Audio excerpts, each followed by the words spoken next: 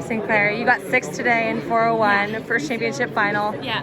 How'd you feel coming to this race? I thought I had a real shot at medaling today, so I think it stings a little bit that I didn't get it done, but I think I'm going to go home really happy with 6th in the world. So, and I fought for that 6th place really hard the whole way. So, yeah, I got to be happy with the result today. When you saw the first 300 around 43 seconds, did you notice the time or could you just feel it? Yeah, I mean, I could feel it right away for sure.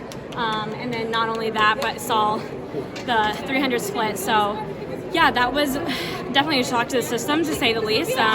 But you kind of have to stay within your own head and, you know, not get too caught up on the time and even the gap that was forming. So, yeah, I just tried to stay in my own race at that point.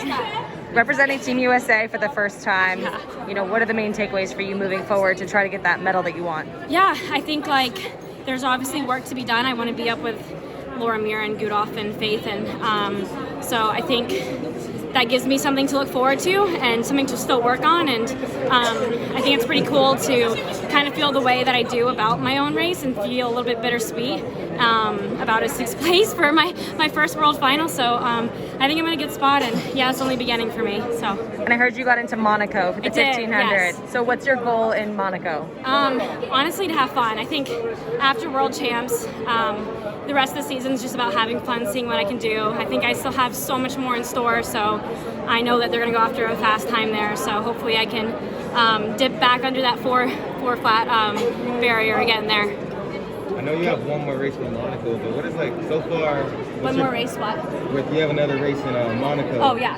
But after World Championships, what's the takeaway from the season? Because it's been great up to this point. Like you said, it's bittersweet, but still doing really great. For sure. I think, like, I had the goal of just making the final in World Champs when I first wrote down my goals in the beginning of the season. So to do that and then also come away with a 6th place finish, I'm definitely, like, pretty stoked about it. And yeah, like I was just saying earlier, I think it's, like, pretty cool to feel bittersweet about a 6th place finish.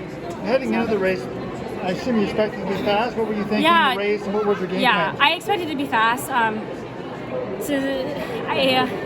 I think all of us in that second pack want to be where they're at, and so I think it's a little bit frustrating that all of us weren't there.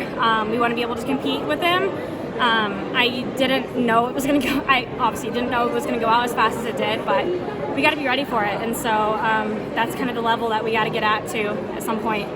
So do you have any idea, like, what your splits were at the beginning? No, I just knew they were fast. Yeah. How'd you is it hard a little bit? Is it mentally a little challenging to kind of think, wow, we're way back here? Like, you know, you're probably dreaming of a medal, right, when you start on the start line. At first, but I think, you know, you're 300 into a race, like, anything can happen from that point on. So I think I was just trying to tell myself, like, okay, somebody will come back, someone will come back to us, and obviously that didn't happen. But I think, yeah, you really have to stay positive in that moment and not get so caught up in just like, okay, the race is over. You know, it's like we still have so much left of the race to go. One of them did come back, actually. Yeah, one did come back, so there we go. Last question for me. How'd you get your confidence back up after the NCAAs? You know, you transitioned from Bowerman to Union Athletics Club. Really, to the outsider perspective, not that big of a change, but getting back to your winning ways, winning USAs, being the top American today. Yeah. What were the biggest changes to getting that confidence in your racing back? I think just a lot of it came from practice. Like, I felt like I was back to doing workouts and just training that I felt confident in myself, and I think that just kind of practicing that over and over and over again in practice and feeling strong and feeling like finishing workouts like feeling like $1 million, I think that just kind of translated into racing. So and yeah, I got myself back to where I feel like I should be. So my last question is, outside of running, what are you looking forward to the most in Monaco?